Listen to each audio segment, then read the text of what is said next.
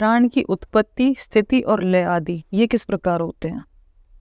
Reason पूछने का ये है क्योंकि 2 साल पहले बेटी हुई है और 1 साल पहले ससुर जी एक्सपायर हुए।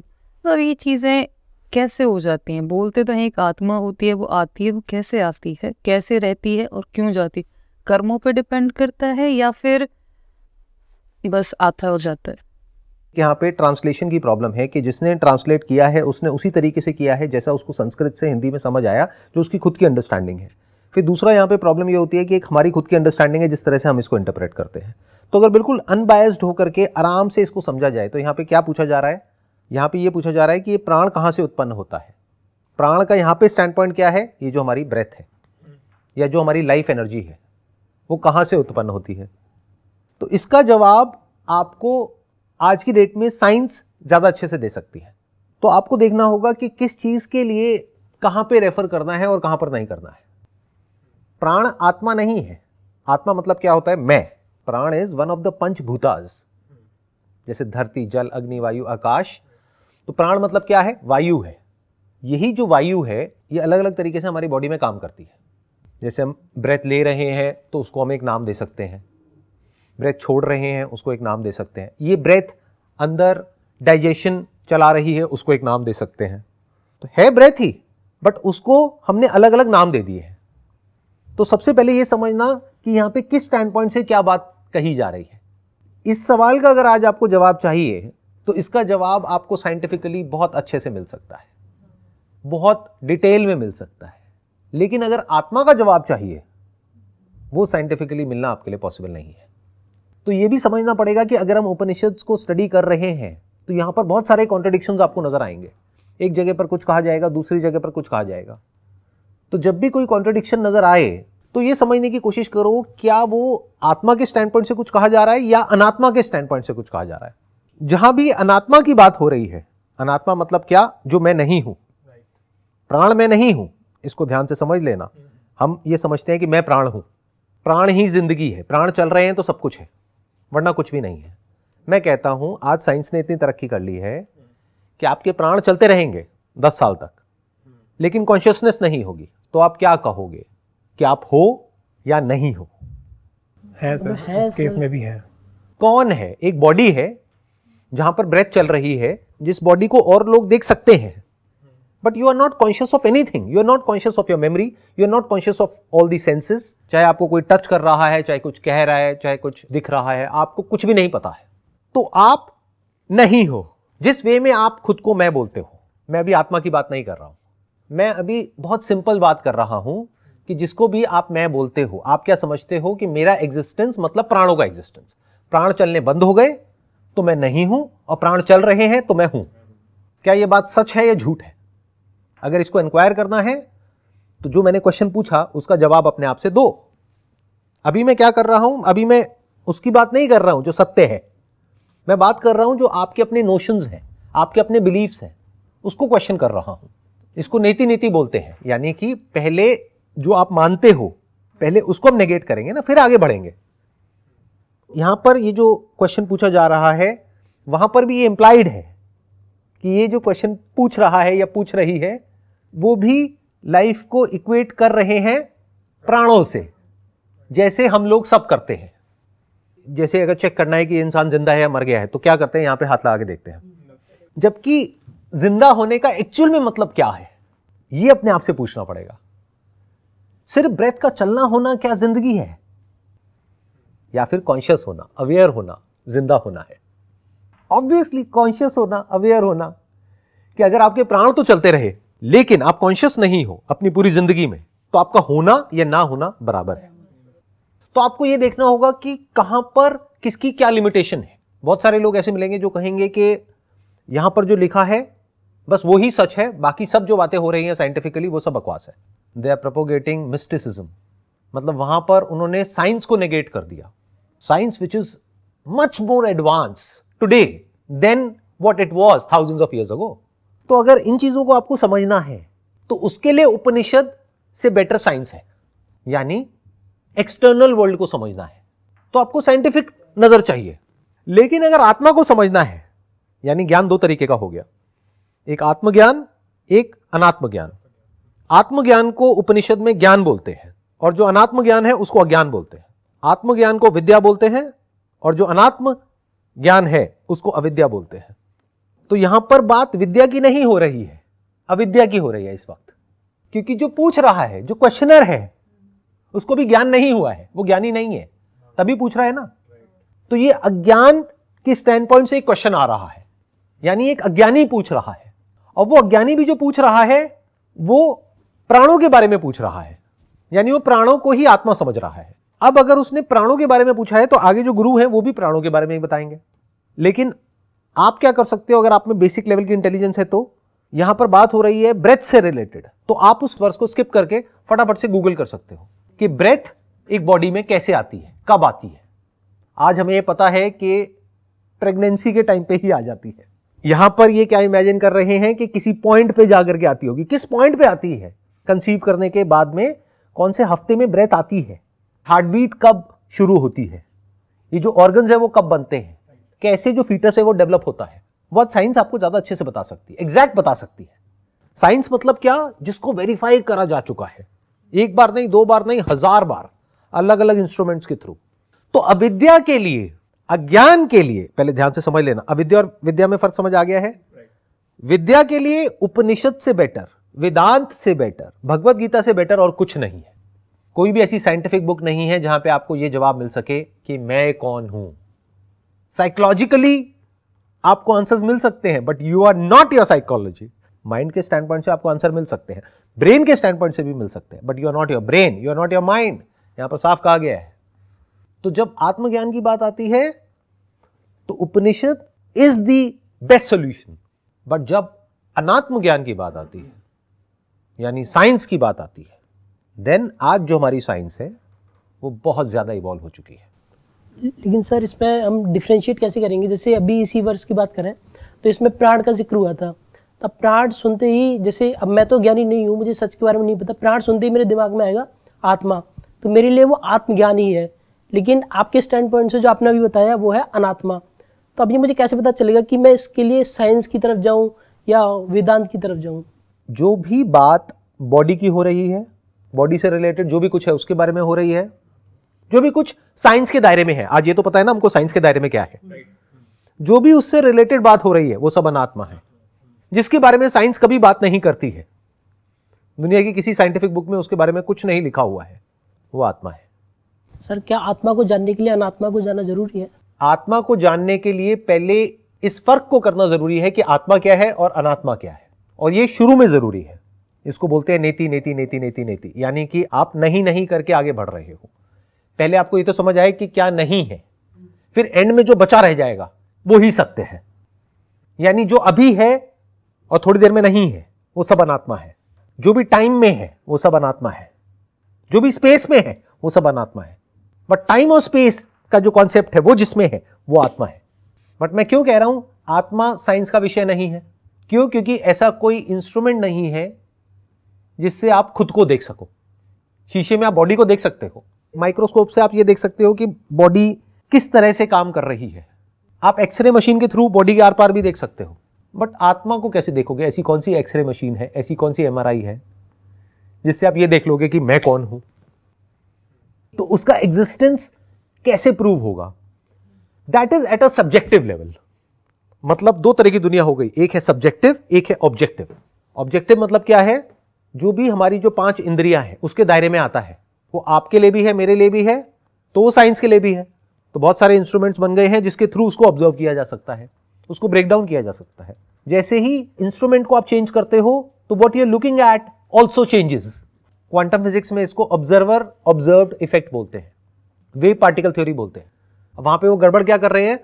वो ऑब्जर्वर बोल रहे हैं इंस्ट्रूमेंट को, क्योंकि जब वो एटम्स को फायर कर रहे हैं तो आंखें तो उसको देख ही नहीं सकती, तो देख कौन रहा है? वहां पे कैमरा प्लेस्ड है, तो वो क्या समझ रहे हैं कि कैमरा इज एन ऑब्जर्वर। तो because of the observer atoms are acting in a different way. जब ऑब्जर्वर होता है, यानी कि जब कैमरा होता है, तो वो पार्टिकल की तरह एक्ट करते हैं, और जब वो नहीं होता है तो वो वेव की तरह एक्ट करते हैं, वेव का पैटर्न बनता है। अब गड़बड़ क्या हो रही है कि वो कैमरे को ऑब्जर्वर समझ रहे हैं, यानी कैमरे को आत्मा समझ रहे हैं। But that is just an instrument like this body, चाहे वो हो चाहे नहीं हो, उससे कोई फर्क नहीं पड़ता है। उससे जो दिख रहा है उस पर फर्क पड़ता है। यानी कि आप इंस्ट्रूमेंट से जैसे देखते हो इस दुनिया को, वैसी ही दुनिया आपको दिखती है। इसको वेदों में कहते हैं यथा दृष्टि तथा सृष्टि। यानी आप आंखों से देखोगे अपनी आंखों से तो ये दुनिया कुछ और है, चमगादड़ की आंखों से देखोगे तो कुछ और है, एक्सरे मशीन से देखोगे तो कुछ और है। तो इन तीनों में से सच क्या है? आप कहोगे ये है, वो कहेगा वो है, और एक साइंटिस्ट कुछ और ही कह देगा। माइक्रोस्कोप से देखोगे तो कुछ और है, टेलीस्कोप से देखोगे तो कुछ और है। एक्चुअल में क्या है? That is connected to the instrument. तो फिर जब हम उसे देखते हैं तो फिर ये क्यों बोला जाता है कि तुम गलत देख रहे हो? वो भी तो सही ही देख रहा है उस चीज को, ये भी सही ही देख रहा है उस चीज को। अगर आप जो देख रहे हो, आप कहते हो कि मुझे ये दिख रहा है तो ये सही है, लेकिन अगर आप कहते हो कि ये जो मुझे दिख रहा है बस यही सच है, बाकी सब झूठ है, तो ये गलत है। यानी जो आपके एक्सपीरियंस में नहीं है आप कह देते हो वो झूठ है, आप कहते हो कि वो है ही नहीं, तो ये गलत हो गया ना। ऐसे ही ये जो आत्मा है इसको आत्म तत्व बोलते हैं, ब्रह्मन बोलते हैं, अलग अलग नाम है इसी के। इसका बोध हो सकता है, तभी उसके बारे में बात करी गई है। यानी कि उसका एक्सपीरियंस तो हो सकता है, लेकिन वैसे नहीं जैसे इस दुनिया का एक्सपीरियंस होता है। यानी आप अपने सेंसेस के थ्रू आत्मा को एक्सपीरियंस नहीं कर सकते, अपने थॉट के थ्रू आप आत्मा को एक्सपीरियंस नहीं कर सकते। कुछ भी सोचते रहो, कुछ भी इमेजिन करते रहो, पास्ट के बेस पे, फ्यूचर के बेस पे आप आत्मा को एक्सपीरियंस नहीं कर सकते। But minus your senses and minus your memory you can experience it here and now. But क्योंकि वो साइंस के दायरे में नहीं है तो उसके बारे में कुछ भी साइंटिफिकली कहीं पर भी बात नहीं करी गई है, क्योंकि साइंस सिर्फ उसके बारे में बात करती है जो साइंस के दायरे में होता है। तो साइंस में दो चीजें होती हैं, एक नोन एक अननोन। तो you can say that the आत्मा और the self is the unknown from the stand point of the science. But जो ऋषि मुनि हुए पास्ट में, उन्होंने साफ साफ कहा है you are that. That means what? तत्वमसि, अहम ब्रह्मस्मि। तो ये आत्मा को जानने के लिए आपको अपना जो सब्जेक्टिव एक्सपीरियंस है उसको यूज करना होगा, और पहले जो भी सेंसेस के थ्रू आप एक्सपीरियंस करते हो उस सबको नेगेट करना होगा। फिर जो भी आपकी मेमोरी से कनेक्टेड है उसको नेगेट करना होगा, यानी आपने थॉट को भी छोड़ दिया। तो जब आपने थॉट को छोड़ दिया तो आपने साइकोलॉजिकली टाइम को छोड़ दिया, पास्ट प्रेजेंट फ्यूचर को छोड़ दिया, सेंसेस को छोड़ दिया मतलब निकाल दिया नहीं। जो भी सेंसेस के थ्रू एक्सपीरियंस हो रहा है, क्योंकि वो आ रहा है और जा रहा है और उसके होने या ना होने से आपको कोई फर्क नहीं पड़ता है। अरे सेंसेस के ऑब्जेक्ट को छोड़ो, सेंसेस के भी होने या ना होने से आपको फर्क नहीं पड़ता है, उसके बिना भी आप एग्जिस्ट करते हो। बहुत सारे लोग देख नहीं सकते हैं, सुन सकते हैं, क्या वो है या नहीं है? है। तो आत्मा को आप ऐसे जानो कि जो भी कुछ ऐसा है जिसको आप छोड़ करके भी एग्जिस्ट कर सकते हो, वो सब कुछ छूट जाता है, तो एंड में जो बचा रह जाता है वो आत्मा है। तो फिर हम सेंसेस को छोड़ देंगे, थॉट्स को, मेमोरीज को छोड़ देंगे, बचेगा क्या? तो बचेगा क्या? एग्जैक्टली इसीलिए अगर उस स्पेस को आप देखोगे तो उसको बोलते हैं एम्प्टीनेस, खालीपन, nothingness. But that nothingness is full of something. इसको इंक्वायर करना पड़ेगा। आप कह रहे हो बचेगा क्या? अगर मैंने सेंसेस के थ्रू जो भी एक्सपीरियंस हो रहा है उसको भी छोड़ दिया और मेमोरी के थ्रू जो एक्सपीरियंस हो रहा है उसको भी छोड़ दिया, तब भी क्या आप हो या नहीं हो? अब इसको आप दोनों को एक साथ नहीं छोड़ सकते, नहीं तो कंफ्यूज हो जाओगे। एक एक करके छोड़ो तो आपको समझ आ जाएगा। पहले स्टेप में मैं आपसे क्वेश्चन पूछता हूं कि अगर आपने अपने सारे सेंसेस को छोड़ दिया, या मान लो आपके सारे सेंसेस खराब हो गए लेकिन मेमोरी एक्टिवेटेड है, तो क्या आप हो या नहीं हो? ऑब्वियसली हो। आप सोच सकते हो, जैसे एक बहुत फेमस फिलोसोफर ने कहा I think therefore I am, तो उसने थॉट को इक्वेट किया किससे? आत्मा से। अब इसका उल्टा करते हैं, जो भी आपकी मेमोरी है उसको निकाल देते हैं। जो भी बचपन से आज तक की आपकी मेमोरी है, लैंग्वेज की, इसकी उसकी, सब कुछ निकाल दिया। अब मैं अगर आपसे पूछ रहा हूं आपका नाम क्या, आपको अपना नाम तक नहीं पता। बट अगर आपके हाथ पे कुछ गर्म टच करते हैं तो आपको पता लगता है, कोई टच करता है तो आपको पता लगता है। तो क्या आप हो या नहीं हो? हो। That means you can exist whatever your real self is. That is not dependent upon memory to exist. You can exist minus thought. You can exist minus your senses. So what is that you that exists? Is that you just an abstract concept or an idea or nothingness or emptiness? क्योंकि दो चीजें हो सकती हैं, एक कि वो science के दायरे में नहीं है तो वो है ही नहीं। बट ये कहना तो गलत होगा ना, क्योंकि अभी बहुत कुछ है जो साइंस के दायरे में नहीं है। इसमें हम छोड़ते कैसे अपने माइंड और सेंस? ठीक है, हम सेंसेस को छोड़ देंगे, हमने आँख बंद कर ली, कुछ दिखना बंद हो जाएगा, कान बंद कर लिए, कुछ सुनना बंद हो जाएगा। एक बार के लिए हम कुछ ऐसी चीज़ पर फोकस कर लेंगे जिससे हमारा माइंड ब्लैंक हो जाएगा, तो हमारे थॉट्स भी छूट गए। लेकिन फिर से जैसे हम इस ज़िंदगी में जिएंगे अपनी, फिर से सब कुछ हमें ओवर पावर कर लेगा। तो क्या जो छूटना पकड़ना ये ज़िंदगी भर चलता रहेगा? ये ध्यान से सुनना, ध्यान से समझना। जो छोड़ने की बात हो रही है वो समझ के लेवल पे हो रही है, एक्चुअल में नहीं हो रही है। अभी अगर मैं आपसे बात कर रहा हूं तो मैं अपने सारे सेंसेस का यूज कर रहा हूं, अपनी मेमोरी का यूज कर रहा हूं, तो मैंने क्या छोड़ दिया? जो ऋषि मुनि थे उन्होंने क्या छोड़ दिया? जिन्होंने ये लिखे या कहे उन्होंने क्या छोड़ दिया? अगर छोड़ दिया होता तो हम ये पढ़ क्यों रहे होते, इसके बारे में बात क्यों कर रहे होते? ये नॉलेज आई कहां से? इसका मतलब उन्होंने कुछ भी नहीं छोड़ा। किस लेवल पे छोड़ा? समझ के लेवल पे छोड़ा। इन अदर वर्ड्स, ये शर्ट है, आप ये कहते हो कि मैं ही ये शर्ट हूं, तो आपको बस मैं इतना सा कह रहा हूं कि आप ये शर्ट नहीं हो। आप कह रहे हो नहीं मैं तो यही शर्ट हूं, तो अब छोड़ना मतलब ये नहीं कि नंगे होकर के घूमो। समझ के लेवल पे छोड़ दो कि भाई अगर मैं ये कपड़े उतार भी देता हूं तब भी मैं हूं, तो अब ये कपड़े रहे या ना रहे उससे फर्क क्या पड़ता है? तो सेंसेस रहे या ना रहे उससे फर्क क्या पड़ता है? मेमोरी रहे या ना रहे उससे फर्क क्या पड़ता है? आपको ये इंक्वायरी करनी है कि आप एक्चुअल में क्या हो। तो उसके लिए पहले शुरू करना पड़ेगा यहां से, जो आप नहीं हो। बहुत बेसिक लेवल पे देखो तो आप आपका बैंक बैलेंस नहीं हो, आप आपकी गाड़ी नहीं हो, आप आपका घर नहीं हो। लोग तो वहां जीते हैं। आप आपका इंस्टाग्राम अकाउंट या फेसबुक अकाउंट नहीं हो जहां पे लाइक डिसलाइक आ रहे हैं। आप आपकी शक्ल नहीं हो, क्योंकि आज साइंस ने इतनी तरक्की कर ली है कि आपकी शक्ल बदली जा सकती है। आप आपका जेंडर नहीं हो, साइंस ने इतनी तरक्की कर ली है कि मेल को फीमेल बनाया जा सकता है, फीमेल को मेल बनाया जा सकता है। तो आप हो क्या? बहुत बड़ा क्वेश्चन मार्क है ये। अब जिसको भी मैं कह रहे हो उसको बदला जा सकता है, और जो बदलने के बाद भी आप नहीं बदलते हो वो आप हो। तो ऐसा क्या है इस बदलते हुए यूनिवर्स में जहां सब कुछ बदल रहा है? क्या कुछ ऐसा है जो नहीं बदल रहा है? जैसे एक सिनेमा हॉल में आप बैठे हो, एक स्क्रीन है जिसके ऊपर सब कुछ बदल रहा है, लेकिन स्क्रीन वहीं की वहीं है। कभी उस स्क्रीन पे कुछ दिखता है, कभी नहीं दिखता है, लेकिन स्क्रीन वहीं की वहीं है।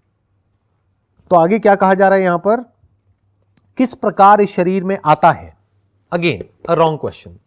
यहां पे अजम्पशन ये है कि ये जो प्राण है ये कहीं बाहर से हमारे शरीर के अंदर आ जाता है। ये आप साइंटिफिकली ज्यादा अच्छे से समझ पाओगे कि किस प्रकार हमारी ब्रेथ चलती है। जा करके चैट जीपीटी से पूछो, जा करके गूगल से पूछो, जा करके अगर आपके कोई फ्रेंड हैं जो डॉक्टर हैं उनसे पूछो, वो आपको बहुत अच्छे से समझाएंगे। तो फिर ये जो जीना है और जो मरना है वो किताबों में नहीं है, ग्रंथों में नहीं, वो सिर्फ साइंटिफिकली ही है? नहीं, जो जीना है और मरना है वो साइंटिफिकली नहीं है, वो यहीं पर है।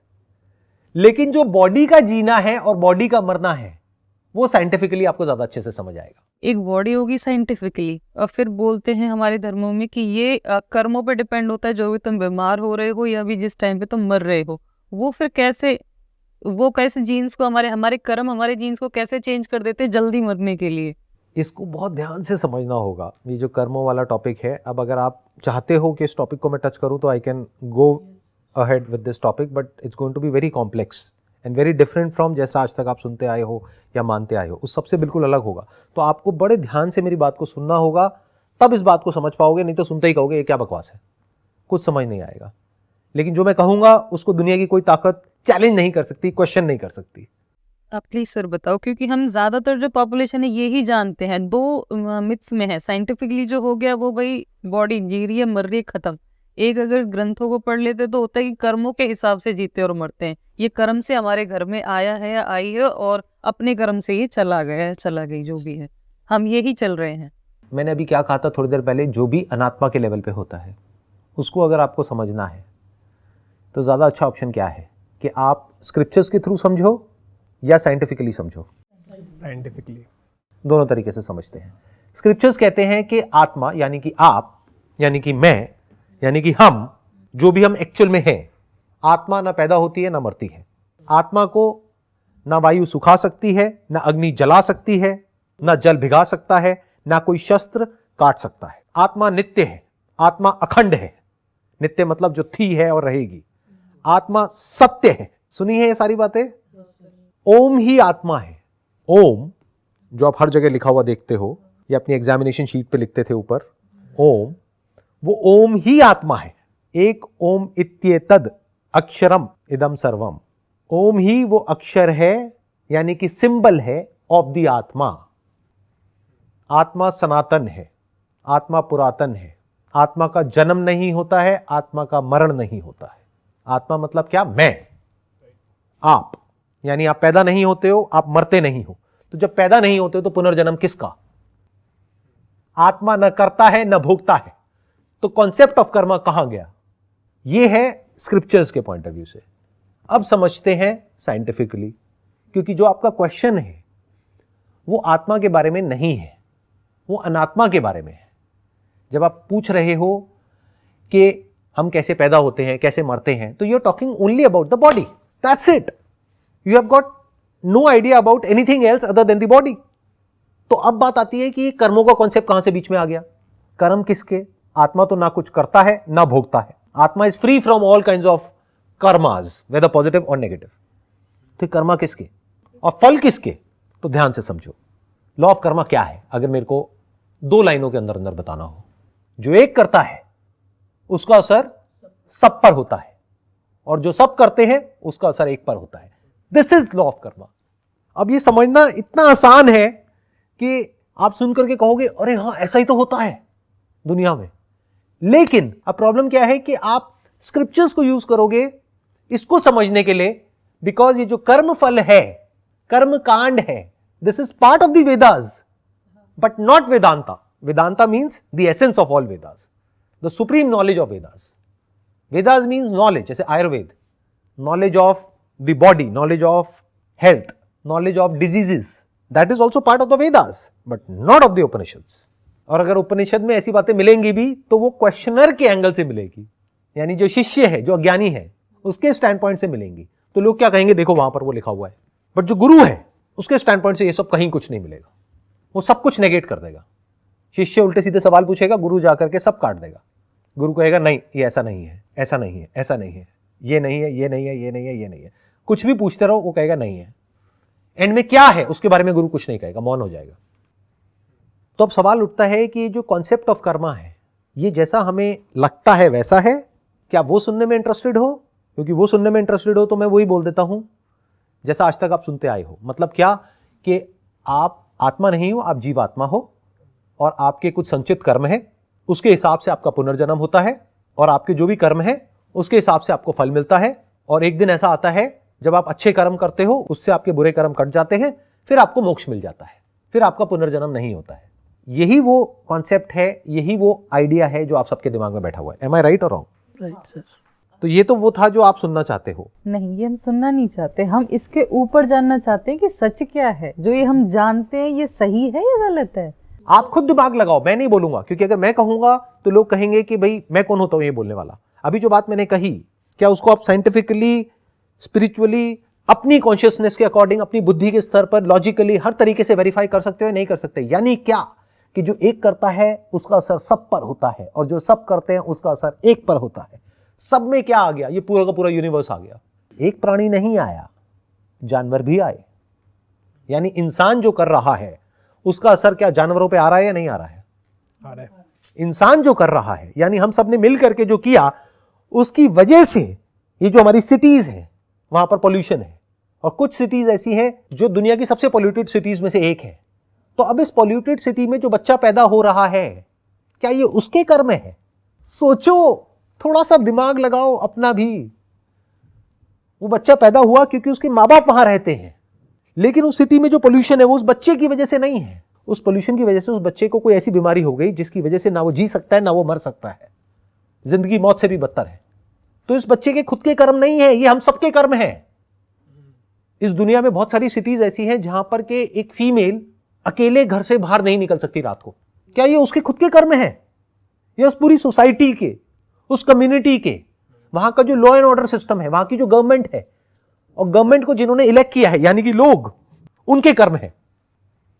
अब आप क्या कहोगे? जो भी आपने इधर उधर से सुना है उसके बेस पे, जरूर इस फीमेल ने कुछ बुरे कर्म करे होंगे जिसकी वजह से इसके साथ में ये हादसा हो गया। अरे उस फीमेल ने कुछ नहीं किया है भैया, उसकी कोई गलती नहीं है। गलती किसकी है?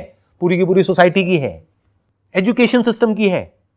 वो जो क्रिमिनल्स हैं, ऐसा कुछ करते हैं, उनकी जो अपब्रिंगिंग है उसकी गलती है। सर इसका इनिशियल पॉइंट तो एक गलत थॉट हो गया ना, कि जिसने ये थॉट स्टार्ट किया वो फैलता गया। ये थॉट इसलिए चल रहा है और सदियों से इसलिए चल रहा है क्योंकि जो एक्चुअल में उपनिषद में कहा गया है उसको समझने वाले रेयरेस्ट ऑफ रेयर है।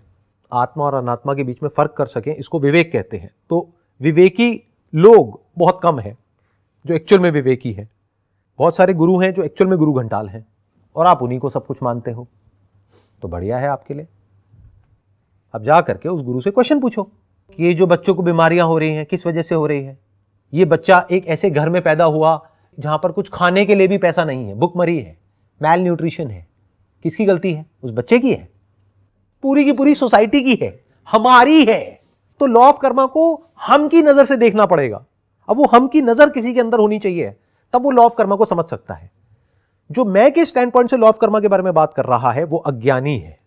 लॉ ऑफ कर्मा को अगर आपको समझना है तो हम की नजर से देखना पड़ेगा।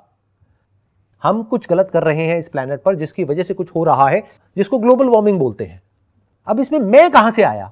अब उसकी वजह से अगर हमारा प्लेनेट खत्म हो जाता है आने वाले कुछ साल बाद, करोड़ों लोग मर जाते हैं, तो क्या वो उन करोड़ों लोगों के कर्मांश हैं जिसकी वजह से वो मर गए हैं?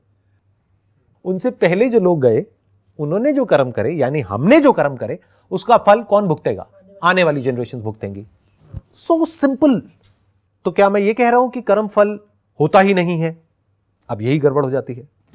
Because the moment I talk about it in this way, तो लोग एकदम से अपोजिट डायरेक्शन में छलांग मारेंगे कि अच्छा इसका मतलब लॉ ऑफ कर्मा कुछ भी नहीं होता है, सब बकवास है। नहीं होता है। क्या होता है? काम, क्रोध, लोभ, ये जड़ है जितना भी दुख है आपकी जिंदगी में उसका। तो अगर आपके जो कर्म है उसके सेंटर में काम है, क्रोध है, लोभ है, तो आप दुखी ही रहोगे। ये हो गया कर्म फल। स्क्रिप्चर्स के पॉइंट ऑफ व्यू से समझना है कि लॉ ऑफ कर्मा क्या है। तो कर्म किसके होते हैं? आत्मा के कोई कर्म नहीं होते हैं। आत्मा ना कुछ करता है ना कुछ भोगता है। जो करता है और भोगता है कर्म उसके होते हैं। तो कौन करता है, कौन भोगता है? आपका अहंकार, आपकी ईगो, जो एक्चुअल में नॉन एग्जिस्टेंट है, जिसका अपने आप में कोई एग्जिस्टेंस नहीं है, जिसका जो ग्राउंड है वो थॉट है, जिसको आप मैं कहते हो। दैट मैं is nothing but a bundle of memories, associations, identifications, जो इन रियलिटी कहीं भी एग्जिस्ट नहीं करता है। तो सारा लॉ ऑफ कर्मा एक इमेजिनरी मैं के ऊपर बेस्ड है, जो मैं है ही नहीं। तो इससे मतलब हम छोड़े कैसे अपने अहंकार को, क्योंकि मजाक तो इसमें भी आता है। अहंकार को आप कभी भी छोड़ नहीं सकते हो। अहंकार के सच को आप देख सकते हो। अहंकार बिल्कुल ऐसा है जैसे शीशे में आप अपनी शक्ल देख रहे हो। अब आप भी देखते हो और कुछ पंछी भी देखते हैं। फ़र्क ये है कि जब आप देखते हो तो आपको पता है कि ये मेरी ही रिफ्लेक्शन है, बट अगर कुछ पंछी देखते हैं तो वो देख करके डर जाते हैं और वो वहाँ पर चोंच मारने लगते हैं, क्योंकि उन्हें लगता है कि अंदर कोई और है। दो की गलतफहमी बनी हुई है, द्वैत बना हुआ है, इसको बोलते हैं अद्वैत। क्या कहा जा रहा है? दो नहीं है। यानी ये जो अहंकार जिसको आप मिटाने के बारे में सोच रहे हो, वो अगर होगा तो आप उसको मिटा सकते हो, अगर है ही नहीं तो मिटाओगे कैसे? तो इस सच को देख लेना कि वो है ही नहीं, इज मोक्ष, इज मुक्ति। जैसे आपके सवाल दो तरह के हो सकते हैं कि सर मेरे सर पे ना भूत सवार है, मुझे ये बताओ इस भूत से मुझे छुटकारा कैसे मिलेगा? तो मेरे पास में दो तरह के जवाब हैं कि आपको भूत से छुटकारा चाहिए, ये कर लो, ये कर्म कांड है। आपको भूत से छुटकारा चाहिए, ये पहन लो। आपको भूत से छुटकारा चाहिए, यहां चले जाओ, वहां चले जाओ। या फिर अगर आप इस सिचुएशन में हो कि आपके अंदर बेसिक लेवल की इंटेलिजेंस है, तो नहीं है तो आपके लिए यही सारे सॉल्यूशंस हैं। आपको भूत के नाम से डराएंगे, आपसे कुछ भी करवा लेंगे। बच्चों से ऐसे ही काम कराते हैं हम लोग। या फिर बच्चा बहुत ज्यादा डरा हुआ है तो उसको कुछ दे देंगे, कहेंगे बेटा ये ले ले टेडी बियर, जब तक ये तेरे पास में है ना भूत तेरा कुछ नहीं बिगाड़ सकता। तो बच्चे से तो यही बात करनी पड़ेगी ना। अगर आपकी बुद्धि एक पर्टिकुलर लेवल की है, if you have got a scientific mind, if you have got a mind which can inquire, तो आपसे मैं कहूंगा, या कोई भी इंसान जो कि सच को जानता है वो कहेगा इंक्वायर करो कि भूत है या नहीं है। आप कहते हो मैं घर से जब नीचे उतरता हूं अपनी सीढ़ियों से तो पीछे भूत होता है, तो मैं कहूंगा पलट के देख लो, अगर भूत है तो ला करके मुझे दिखा दो कहां है, इंक्वायर करो। तो भूत से पीछा छुड़ाने का क्या तरीका है? भूत के ऊपर इंक्वायरी करो, और कोई तरीका नहीं है। लेकिन जितना भूत के बारे में पढ़ते रहोगे, अब ऐसे भी लोग हैं जो पूरा प्रूफ देंगे आपको कि भूत होते हैं, और वो सुबह से रात तक सिर्फ भूतों की ही बातें करते हैं, और भूतों को भी साइंस से कनेक्ट कर देते हैं। Science which has got nothing to do with bhoot pret, क्योंकि जो साइंटिफिक स्टडीज होती है वो एक सैंपल साइज पे होती है, मतलब 100 लोग, 500 लोग, 1000 लोग, इतना बड़ा सैंपल साइज होता है, फिर देखा जाता है। तो पहले 1000 भूत चाहिए एक साइंटिफिक स्टडी करने के लिए, तब एक साइंटिफिक स्टडी हो सकती है। किसी एक इंसान ने कुछ कह दिया, दैट इज नॉट साइंस, उसको सुपरस्टिशन बोलते हैं, अंधविश्वास बोलते हैं। तो अगर आप ये भूत प्रेत के चक्करों में पड़े हो और आपकी एक बच्चे की जैसी बुद्धि है, तो आपको कहा जाएगा ये पढ़ लो, ये पहन लो, ये कर लो, यहां चले जाओ, वहां चले जाओ, सब ठीक हो जाएगा। क्योंकि इससे ऊपर आप समझ ही नहीं सकते, और समझाने वाले का फायदा भी इसी में है, क्योंकि जब वो आपको इस तरह की कोई सलाह देगा तो there is a strong possibility वो साथ में कुछ ना कुछ आपको भेज देगा, तो उसका फायदा तो इसमें है। पर जो मैं कह रहा हूं उसमें मेरा क्या फायदा है? मैं आपको कह रहा हूं इंक्वायर करो कि भूत होते या नहीं होते। अगर इस सच को आपने देख लिया कि भूत होते ही नहीं है, टॉपिक क्लोज, हमेशा के लिए भूत से छुटकारा हो गया। और भूत में और आपके अहंकार में कोई फर्क नहीं है। अहंकार मतलब अहम का आकार, जबकि जो आत्मा है वो निराकार है, उसका कोई आकार नहीं है। सर इसका एक प्रूफ और भी हो सकता है भूत और आत्मा का, कि भूत को हम पास्ट भी कहते हैं, पर आत्मा पास्ट में भी थी, प्रेजेंट में भी और फ्यूचर में भी रहेगी। आत्मा प्रेजेंट में नहीं है, प्रेजेंट मोमेंट का जो कॉन्सेप्ट है वो आत्मा में है, टाइम आत्मा में है, स्पेस आत्मा में है। अब ये बातें मैं बहुत आगे की कर रहा हूं, बट इसको इंक्वायर आपको करना है। राइट। अब ये मत एक्सपेक्ट करना कि एकदम से अभी सब कुछ समझ आ जाएगा। बट मैं क्या कह रहा हूं कि भूत मतलब क्या, जैसे आपने कहा भूत मतलब जो हो चुका है उसको भूत बोलते हैं। अब वो है या नहीं है, वो उस पर एक बहुत बड़ा क्वेश्चन मार्क है। भूत भी दो तरीके का होता है, एक जो कभी हुआ ही नहीं लेकिन आप उसके बारे में सोच रहे हो, एक जो हुआ उसके बारे में सोच रहे हो। फॉर एग्जाम्पल, आपने कोई मूवी देखी जहां पे किसी की कोई इमेजिनेशन है और उसको देख करके आप किसी एलियन के बारे में सोच रहे हो जिसको एक्चुअल में कभी किसी ने नहीं देखा है, तो ये एक ऐसा भूत है जो एक्चुअल में है ही नहीं, इमेजिनरी है। लेकिन आपने कल एक नदी किनारे बैठ करके एक बड़ी सी वेव को देखा और उसको आप याद कर रहे हो, तो वो वेव थी पानी में, नदी में, उसके बारे में आप सोच रहे हो, ये भी भूत है। लेकिन एक जो थी और एक जो है ही नहीं, दोनों में फर्क समझ आ गया? अब जो थी यानी कि वो वेव, उसके बारे में आप बोल रहे हो कि ये लहर थी। अब जब तक आप बोल रहे हो लहर थी तब तक कोई दिक्कत नहीं है, if it is just for the name sec. But अगर आप ये मान रहे हो कि वहां पर लहर थी और लहर अपने आप में सच है, ये गड़बड़ है।